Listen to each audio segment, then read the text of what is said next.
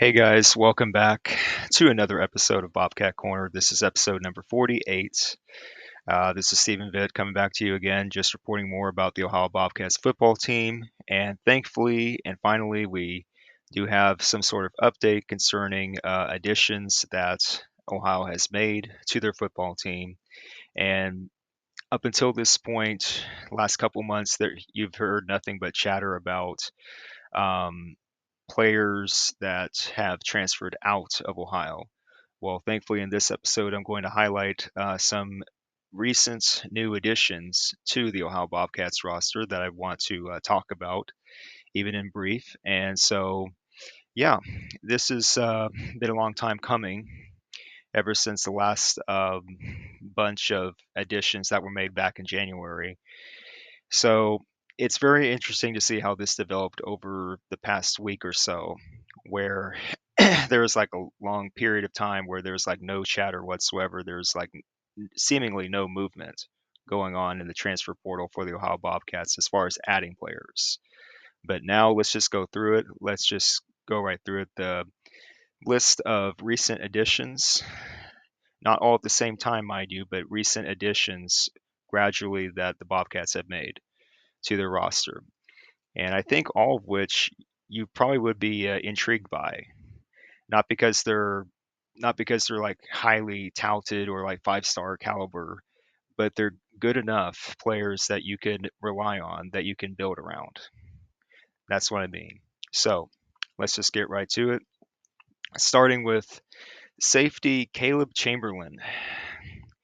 Um, from what I've heard, he's from, by the way, he's from Air Force, the Air Force Academy. Spent some time up there in Colorado in the Air Force Academy.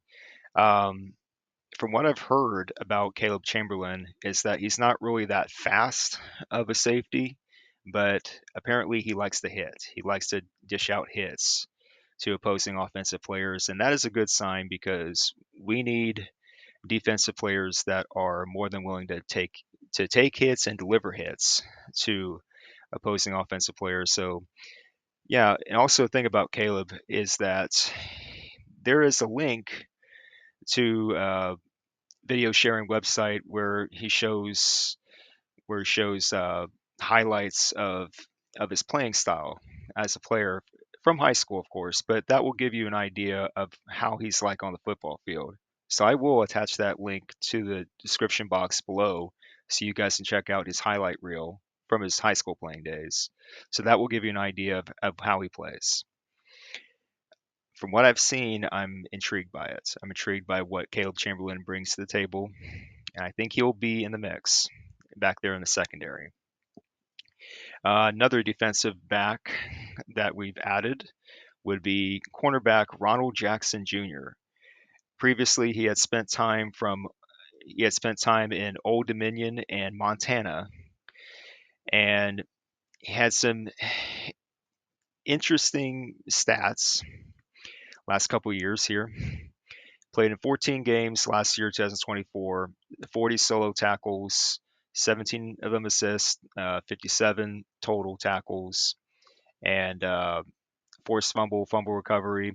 Back in 2023, played in 15 games, 14 of them solos, uh, 9 assists, 23 total tackles, 4 pass deflections. So the productivity is there. The productivity is there for Ronald Jackson Jr. And from what I've heard about him, he sounds like a guy who's just wants to go out there and get it when it comes to the deep balls and for certain throws, try to pick off passes. He's kind of a ball hawk kind of guy, at least from his approach, how he approaches the game. So that will be interesting to see. And also, this one player that the Bobcats just got in the transfer portal, under the radar kind of signing, but something that I think you guys should pay attention to because a lot of our losses lately have come from the defensive front seven, and which is critical. But we got back a linebacker named Makel Williams. He comes from Fort Hays State University, and yes, that is a Division II level school. But It sounds like he's truly a legit linebacker, hard-hitting linebacker, tough as nails, a guy that you need there in the center level of the defense. Um, Apparently, comparisons to Blake Leak, another good linebacker that we had last year. Blake Leak, if you remember, if you watched the Bobcats play on defense last year, Blake Leak did play a significant role in that linebacking room. So just keep that in mind. That's the comparison here. Makel Williams, let me pull up stats. He was all MIAA selection in his 3 years at Fort Hays State. He spent 4 years in combination of JUCO, that's junior college, and Division two. So possibly he could be just an FBS freshman by rule? Question mark. Um, Williams has started 40 plus games and could have 4 years remaining if that rule sticks. So what a find. What a diamond in the rough kind of find here for the Ohio Bobcats. I was kind of blown away by this. Now at Blinn College, that's JUCO. Uh, Williams, he had 77 tackles and 4 sacks. Now going to Fort Hays, Division two, starting in 2022, he had 86 tackles. Next year in 2023, he had 75 tackles and 3 interceptions. And then 2024 at Fort Hays, Makel Williams had 88 tackles. So clearly, he's that kind of guy that can just attack. He's in attack mode almost all the time, and he knows how to get to the quarterback.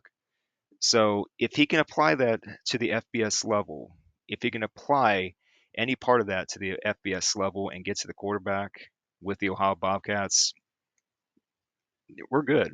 We're good as far as that goes, as part of the linebacking crew goes. Again, what a find here, Makel Williams. Very intrigued by that guy. So, and also, one thing that I personally noted before all these losses for the front seven on defense happened, one thing I noted was that I was concerned about the offensive line. What was going on up there? We did not have much of anything to go by when it comes to additions or losses on the offensive line, aside from a couple things. But recently, we finally got clarity about that. And now, officially, I can tell you guys right now, I feel much, much better. I feel much more positive about where the Ohio Bobcats stand with their offensive line, clearly. And I mean that. When you see me, the look on my face, I'm convinced that we have a solid offensive line now. No worries there. And the reason why I say that is because we had 2 additions via the transfer portal. Uh, One guy, I'm going to start off with him. His name is Andres Dewerk. He comes from Appalachian State, and he spent some time at USC as well, Southern Cal. But coming from Appalachian State, he has committed and signed with the Ohio Bobcats. And let me tell you something right now. This dude is huge. 6'7", 340 pounds. He absolutely is the kind of guy that we need up there in our offensive line. Absolutely the kind of guy that we need to solidify that fortress wall that is our offensive line. So when you get a guy like that, Andres, to work, uh, you have to feel optimistic about that. He's got potential. That's what I will say. And the other offensive lineman that I'm going to talk about is a guy that was here at Ohio University previously back in 2023. He transferred to Rutgers for 2024. And guess what? He's coming back home to Athens, Ohio. And his name would be Shedrick Rhodes. Offensive lineman Shedrick Rhodes transfers from Rutgers, coming back home to Ohio. Um, I, I believe from what I've said, 6'2", 322 pounds, I believe. In 2023, at Ohio, he played all 13 games for the Bobcats then, 790 snaps at the offensive line. Rhodes played 708 of them were at right tackle. So most likely he would be put back there at right tackle unless there's something else going on there. Maybe left tackle, but definitely a tackle position, and no doubt in my mind, Shedrick Rhodes is going to be there in our offensive line. 2024, that was a different story for Rhodes. For whatever reason, he just didn't get going for the Rutgers Scarlet Knights. Because I'm going to share with you a article from NJ.com, New Jersey.com, that highlights this, that talks about Rhodes transferring back to Ohio. Where is it here in this article? Yeah, between injury and his spot on the depth chart, reading this little part. Between injury and his spot on the depth chart, the Georgia native Rhodes did not play much in his lone season as a Scarlet Knight. He was featured in just 20 offensive snaps across one appearance, a season-opening win over Howard. Um, and that has so much to do with injuries and being healthy. So there's stuff going on there with Rhodes last year, but definitely he's healthy now. He's good to go, and he's going to be a Bobcat again in 2025. Great news. So just looking at this all together, looking at this list, the short list that I just ran through for you guys, uh, you have to feel at least a little bit more optimistic about where the Bobcats are headed. And apparently, according to like chatter that you may read on like social media between Bobcats coaches, because they're there on social media, apparently there's going to be at least a few more additions coming soon that I haven't even listed here for the Bobcats. So if that is the case, and I have to believe that is the case, then we're trending up again. I I mentioned this a couple episodes ago, guys, when all these departures were happening. It's like you can't get too down on yourselves because something like this can happen where it's like okay, we lost some players, but we're going to get some players back. That's how this thing goes for the transfer portal. It's like, yeah, you're going to lose players, but guess what? What goes around comes around, basically. You're going to get players back. So, knowing that, you're going to have some players that we're not able to get playing time at a power conference school, and they really have nowhere else to turn at this point because we're in May.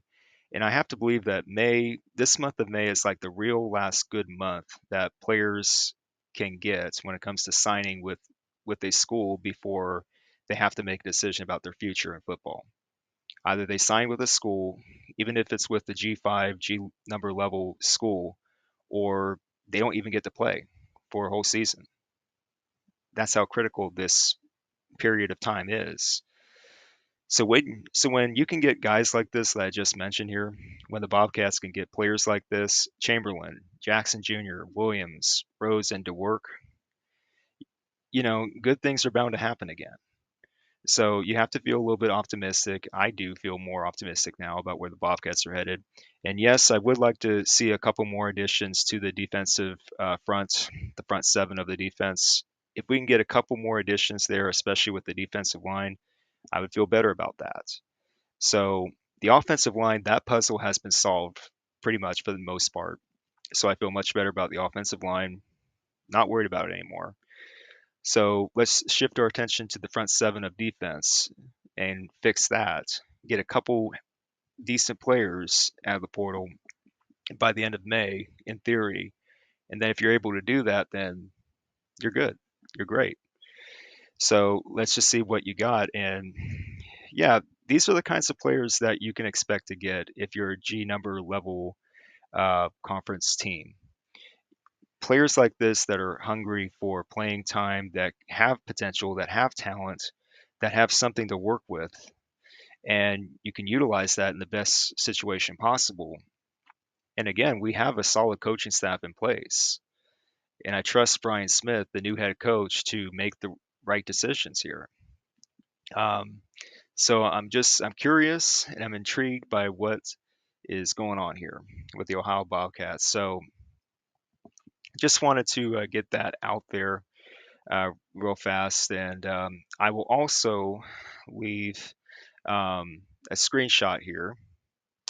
Let me pull it up real fast because I've been like on the hunt for information lately this last couple days. So let's see if I can get it right here. Yep.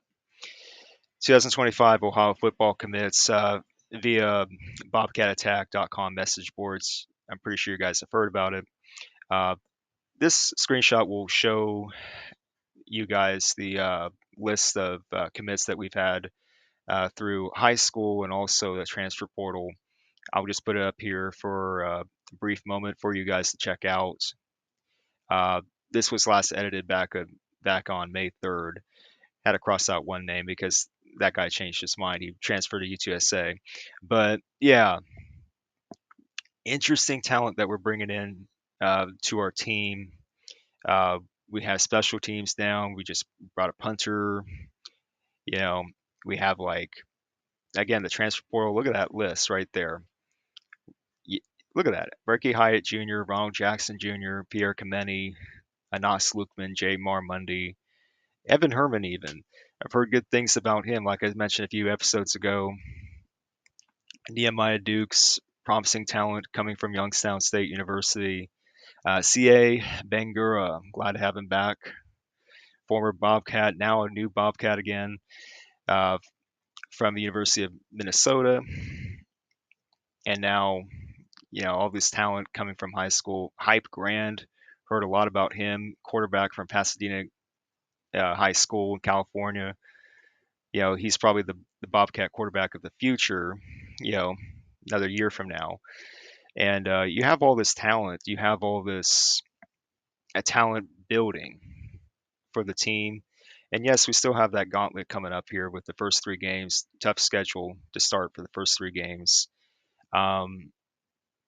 This is where it's going to get interesting. And also Nick Marinero, the center from Dartmouth, can't forget about him.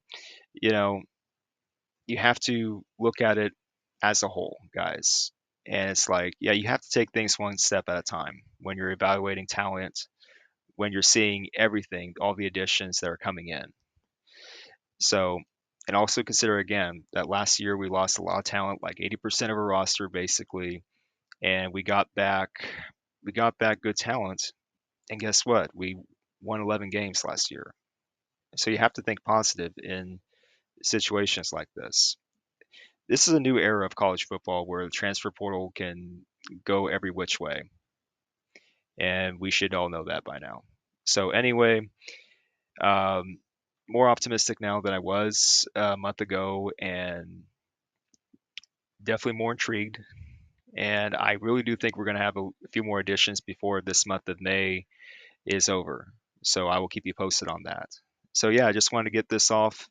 Hope you guys are doing okay today, and yeah, so be on the lookout for more content for Bobcat Corner. This has been episode 48 for Bobcat Corner. This is Stephen Vitt reporting yet again. Have a good day, guys. Take care. Bye.